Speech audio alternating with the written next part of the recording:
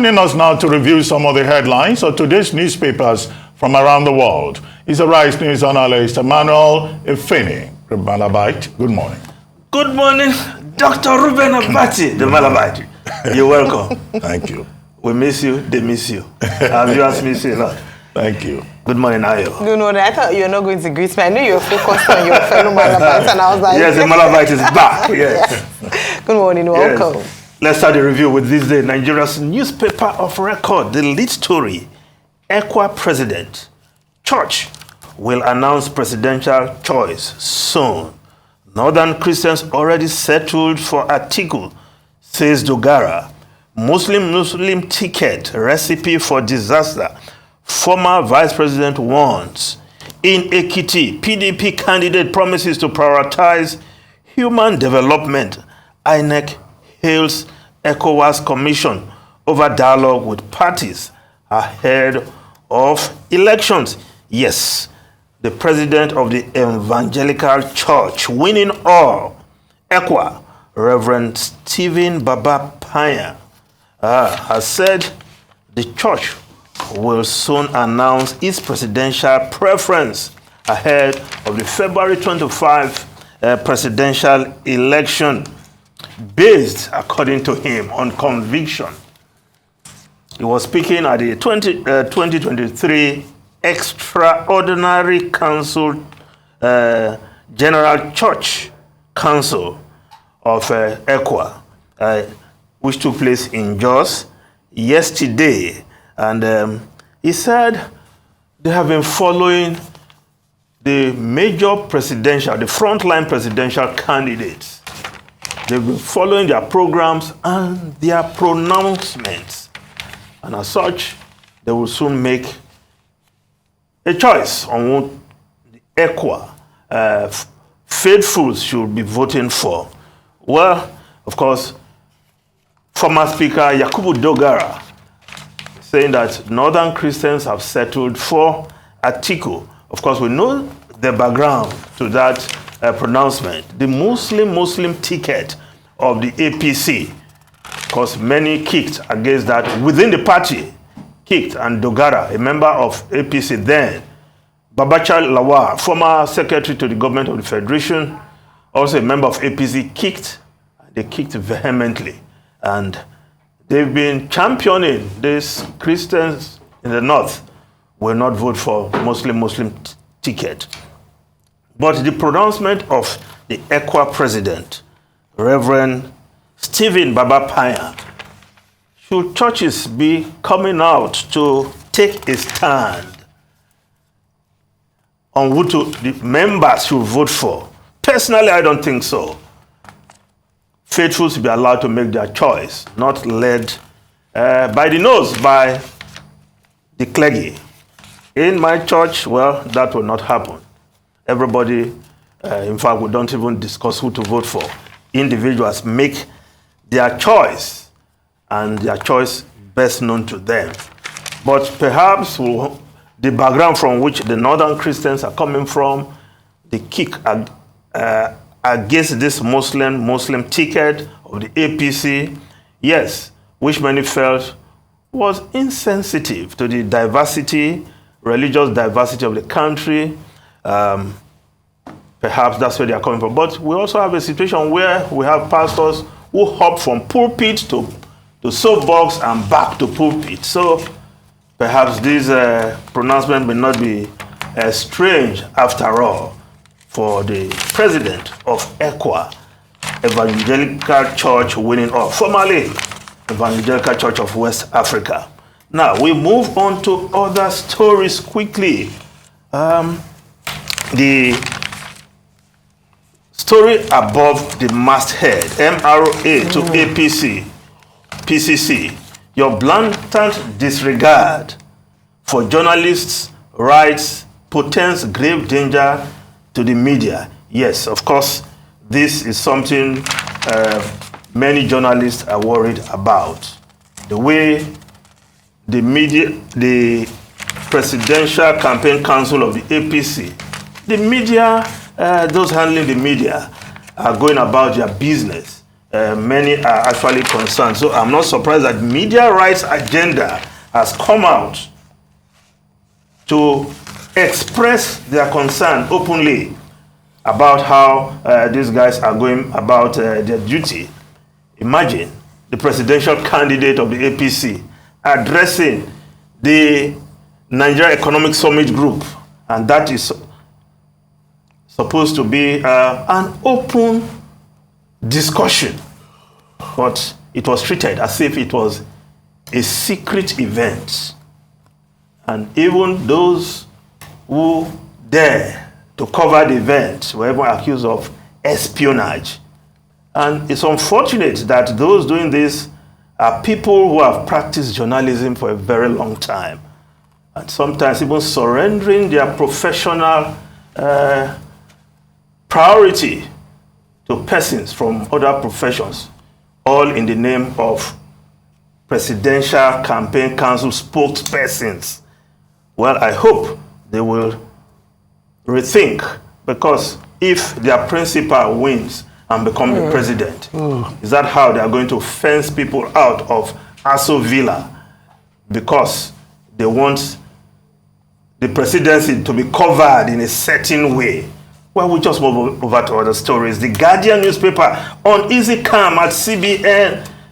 CBN officials grapple with integrity issues. CBN, DSS, downplay, dismiss Emefiele's arrest saga as speculative.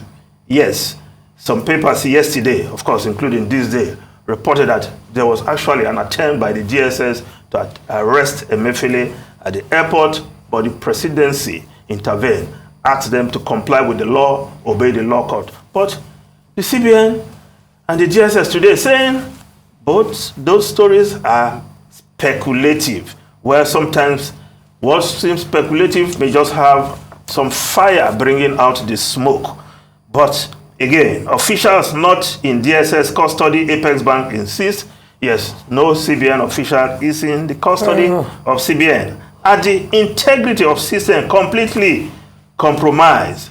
Well, the issue of the CBN governor, I hope he will be allowed to do his job. On Monday and Tuesday, he will be presiding over the MPC meeting, and we expect to hear pronouncements on the economy and, of course, monetary policies after that meeting. Now, the Daily Sun newspaper, we are ready for runoff, won't shift election. INEC, Yakubu at Chatham House says 21,000 ineligible voters found in 15 states. Other newspapers are also reporting this story. The Nigerian Tribune newspaper, INEC won't surrender to security threats to conduct mock accreditation. Yakubu is the one saying that. And of course, the Daily Independent newspaper also reporting this story. No cause for alarm. 2023 polls will hold as scheduled. Federal government. The newspapers are not being put up there. What's happening? Now, the New Telegram newspaper, 2023 election belong to young people. INEC, of course, given the population of young people. In the register, yes, INEC even believes that the young people have their destiny in their hands, because they just need to turn up and make their choice, and they will make the impact of whoever becomes the president come May 29, 2023. Now, of course, the chairman of INEC was in Chatham House yesterday, and he gave a detailed account of the preparations. Yes, preparations quite robust, but we want to see that robustness come election day. And on the point I actually underline is INEC's view that they are going to carry out trial accreditation in various polling units across the country. Yes, because we want to be sure BVAS is working in every nook and cranny where we have a polling unit in this country. We don't want to see on election day people struggling to be registered because of malfunction of the machine. We still recall very vividly how former President Goodluck Ebele Jonathan could not be registered, his fingerprint not recognized on election day in Otuoke. Well, we hope this time around everything will be done to ensure that beavers work in every polling unit. Nigerians are watching. The international community are also watching, expecting that on election day, all the preparations put together by INEC will function in a clockwork manner so that there will be no issue on that day. Now, the Daily Trust newspaper reporting, Daily Trust, Boko Haram, we spent $1 billion to retrieve territories. Buhari says terrorism financiers won't split Nigeria. Yes, who are the terrorism financiers? We'll ask again. The list given to Nigeria by the government of United Arab Emirates of Nigerians who are sponsoring terrorism. What has happened to that list? Why are those persons not facing the law as we speak? We'll continue to ask this question because the DSS went to court trying to get order to arrest the central bank governor on account of sponsoring terrorism. So we need clarity, and from all indications, the president is in the know of what has happened, what is happening. Now, the leadership newspaper, Doba Hotel bombing, mystery around Baghdad Khalto's death unresolved 27 years after American embassy silent over leadership inquiries since September. Ex-envoy Russell Hanks now elusive again. Police breach FOI Act. Keep mum. Family must get justice. Yes, the issue of Baghdad Khalto, the journalist who died in a bomb blast in Doba Hotel. That issue was brought to the fore not recently, sometime late last year. Coincidentally, when Shehu Mahdi activist appeared on the morning show, and he mentioned how he was approached by this envoy to go and drop a parcel at the Doba Hotel. He refused. He said as he was leaving the envoy's hotel room, he saw Baghdad Khalto coming in, which means it's something the security agencies need to investigate. Inquiries from the police, on the police, not getting any answer. American embassy, also more.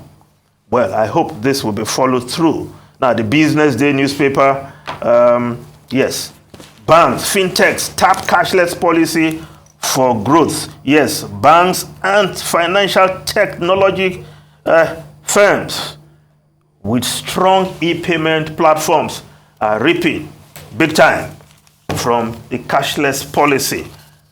Yes, I hope you have the new Naira now. You haven't? Well, I have lots of it. I have lots of it in my purse. Oh, brilliant. Because on Saturday, on Awolowo Road, a certain bank, I went there and it just coughed out brand new notes. And if I had to withdraw beyond what I was to withdraw, and of course I have enough of it in my purse right now. I've been eliminating all the old notes from my pocket and purse. Now, just one more story. The Guardian newspaper of UK, foreign newspapers now, clamor for inquiry into officers who allowed rapists to stay in the Metropolitan Police. Recall that that rapist, David Carrick, he was in the police for 2 decades. Serial rapist, and he stayed in the force despite signals that this man was a threat to women. So now, unfortunately, the Independent Office for Police Conduct is saying they are not going to investigate further. And many are saying, no, You have to investigate how this man was allowed to stay in the force despite the signals. Ruben and Ayo. Okay, very quickly, let me start with the beavers, because one of the issues that the INEC chairman addressed was the deployment of technological tools.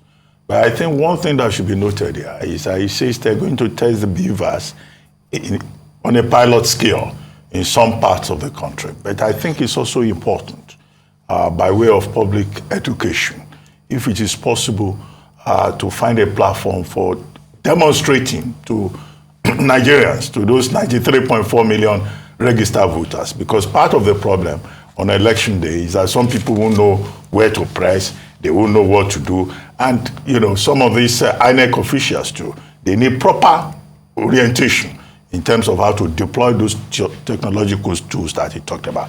However, the law, he pointed out, provides that in the event that the beavers does not work in a particular polling unit, the law says INEC can redo the election, reconduct the election within 24 hours. So that may well, give us some assurance. Because he was citing the example of the Osun election, the Anambra election, and those are small-scale, isolated cases.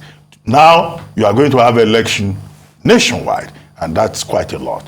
Where President Buhari won an award for peace in Africa, well, congratulations to him. But many Nigerians will look at that. Nigeria has spent over $1 billion on security. Well, they will ask questions. We've spent that much, and INEC facilities are still being attacked. And then the question may well be asked, yes, it's good to promote peace in Africa. After all, Nigeria is the giant of Africa. But peace at home is important. And we have a major test in the election. Finally, I would like to join others in congratulating Chief Emeka Anyaoku, who turns 90 today. As President Buhari pointed out in his tribute, and as others have pointed out, this was one man who is an exemplification of great possibilities that Nigerians can achieve. In fact, he's an example of Nigerian and African greatness. Twice Secretary General of the Commonwealth, an international diplomat of the highest rank. Unfortunately, they don't make them like that anymore in international diplomacy in Nigeria. But he represents an example, a symbol, a legend, both at the international level and at the Nigerian level, that deserves to be celebrated.